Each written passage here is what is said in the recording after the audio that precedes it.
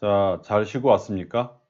그러면 우리가 컷 편집을 마친 다음에 여러 가지 음악, 그리고 여러 가지 효과음을 넣어야 될 때가 있습니다. 그러면 이 음악 같은 경우엔 어디서 찾으면 좋을까요? 인터넷에서 검색을 해보게 되면 음악을 유료로 제공을 해주는 사이트들이 굉장히 많이 있습니다. 그런 방송용 음악이나 유튜버용 음악이나 그런 영상들을 만들 때 필요한 음악들을 하나에 1달러, 2달러 또는 3달러 이 정도의 금액을 가지고 판매를 하게 되는 경우들이 많이 있는데요. 유튜브를 찾아보면 유튜브에서 무료로 음악을 쓸 수 있는 그런 메뉴가 있습니다. 그래서 그 음악을 쓸 수 있는 다운받을 수 있는 곳에 가서 다운을 받아서 쓸 수가 있는데요. 여기서는 어떤 음악의 장르, 그리고 음악이 밝은지 어두운지 빠른지 그런 분위기, 그리고 주로 어떤 악기를 썼는지, 그리고 길이를 가지고 검색을 해서 우리가 찾아서 내 영상에 맞는 음악을 쓸 수도 있습니다. 그러니까 유료로 쓸 수 있는 사이트들은 굉장히 많은데 유료로는 우리가 아직까지는 그렇게 쓸 필요는 없을 것 같고요. 우리가 필요한 음악들은 유튜브에서 찾아서 이렇게 할 수 있는 그런 방법을 사용을 하면 좋을 것 같습니다. 그러면 음악과 마찬가지로 효과음도 유튜브에서 찾아서 쓸 수가 있는데요. 효과음이 아주 다양하진 않지만 어느 정도로 쓸만한 무료 효과음들이 있습니다. 효과음의 경우에도 유료로 사용을 한다라고 하면 굉장히 많은 효과음들을 사용할 수가 있는데요. 물론 여기서도 하나에 1달러, 2달러 정도라서 아주 비싸진 않지만 여러 개의 영상을 편집한다라고 하면 좀 비싸게 느껴질 수도 있습니다.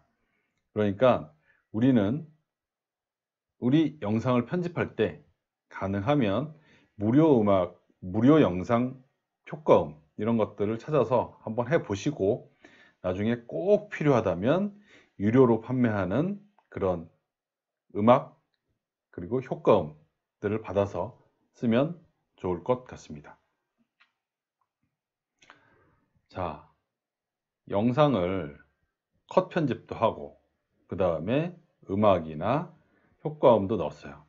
그 다음에는 우리가 최종적으로 자막 작업을 하게 됩니다. 여기서 자막은 이렇게 이 영상의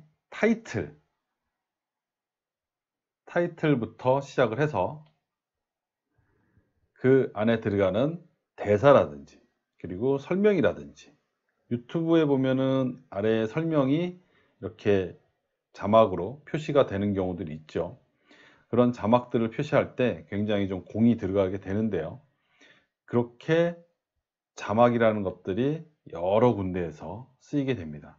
또 작업을 다 하고 맨 마지막에 제작자를 표시를 할 때도 자막이 들어가죠.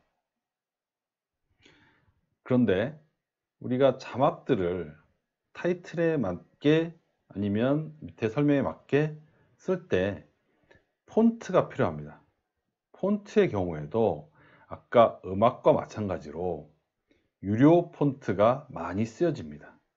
그런데 아직은 굳이 우리가 유료 폰트를 쓰지는 않아도 되기 때문에 이런 무료 폰트들을 찾아서 인터넷이나 네이버에서 검색을 하면 무료 폰트를 많이 찾을 수가 있어요. 그래서 이런 아주 괜찮은 무료 폰트를 찾아서 쓰면 좋을 것 같습니다. 여기서 어떤 자막의 예를 보여주는 영상이 있어서 한번 좀 보여주고 지나가려고 합니다. 여기서 예능 자막 시리즈라고 하는 그 영상이 있는데요. 요거를 한번 보시고 아, 자막들이 예능에서는 이런 폰트를 이렇게 썼구나 라는 거를 한번 재밌게 보고 다음 설명으로 넘어가겠습니다.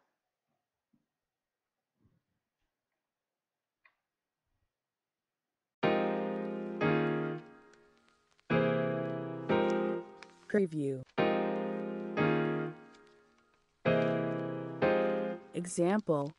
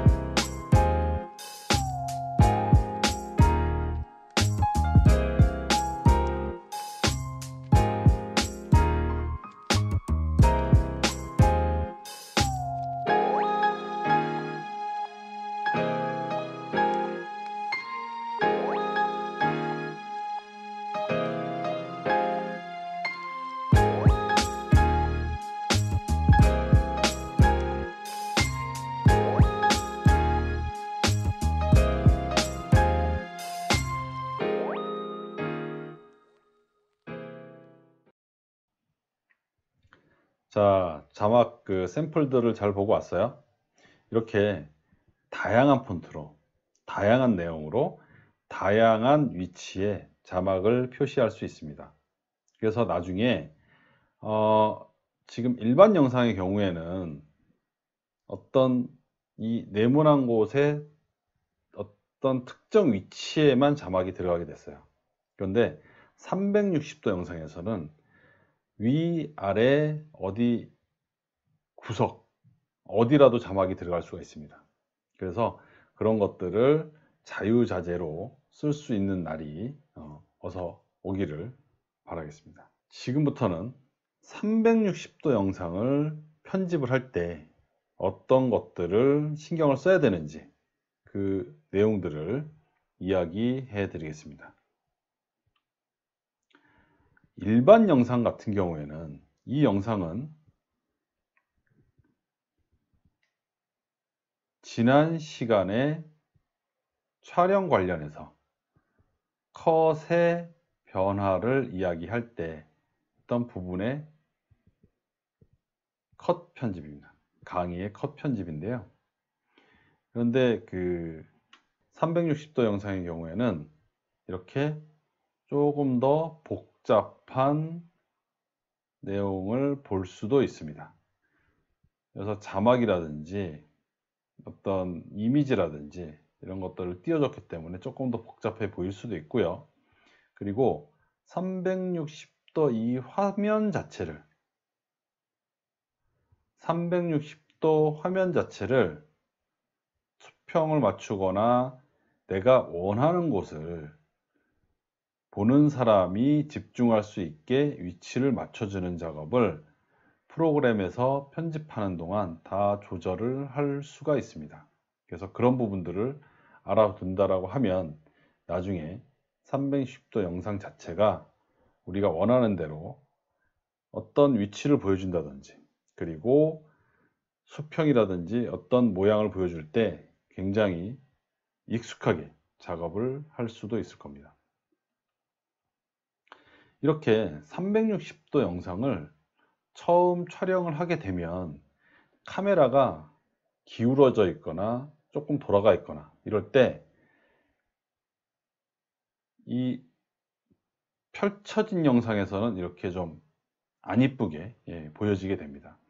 이것을 360도 영상 편집을 하는 프로그램에서 이렇게 수평을 맞춰주고 전체적인 방향을 맞춰준다라고 하면 나중에 보는 사람이 편안하게 볼 수가 있습니다. 이 영상처럼 조금 기울어진 그리고 좀 왜곡이 된 영상 같은 경우에는 360도 영상을 보는 사람도 옆으로 기울어져 보인다거나 아니면 아래쪽이 보인다거나 그렇게 우리가 원하지 않는 모습을 보여줄 수도 있는데요. 이렇게 좀 수평을 맞춰주고 방향을 정확하게 좀 맞춰준다라고 하면 보는 사람도 어지럽지 않고 편안하게 볼 수가 있습니다. 영상을 보게 되면 우리가 보여주고 싶은 정면 영상을 집중해서 볼 수 있게 방향을 잡아줄 수도 있고요. 이렇게 아래쪽을 보게 되면 아까 영상에서는 펼쳐진 영상에서는 이런 그림들이 보이지 않았는데 펼쳐진 영상에서 360도 영상에서 이게 보여줄 수 있도록 작업을 미리 해 놓는 겁니다. 여기에 보시게 되면 원래는 여기가 카메라 자리죠. 카메라의 경우에 360도 카메라의 경우에 자기 자신이 찍히지가 않습니다. 그래서 이 부분이 조금 이상한 그림으로 나오는데요. 그것을 로고 같은 것으로 가려주게 됩니다. 그리고 그 옆에 다른 자막이라든지 다른 이미지를 더 얹어 줄 수도 있습니다. 그리고 360도 편집 프로그램에서는 영상 자체를 이렇게 작은 지구처럼 보이게 이렇게 만들어서 동영상을 작은 지구에서 왔다 갔다 하는 것처럼 재미있게 보여줄 수도 있습니다. 자, 이 영상 같은 경우에 선생님이 작년에 미국에서 촬영을 해온 360도 영상을 편집을 한 건데요. 제가 요 링크는 다음 강좌에 붙여 놓을 거기 때문에 그 강좌를 같이 보시고 오늘 수업을 마무리하는 걸로 하겠습니다. 자, 수고하셨고요. 그리고 건강하게 다음 시간에 또 만나도록 하겠습니다. 자, 그러면 이만 안녕.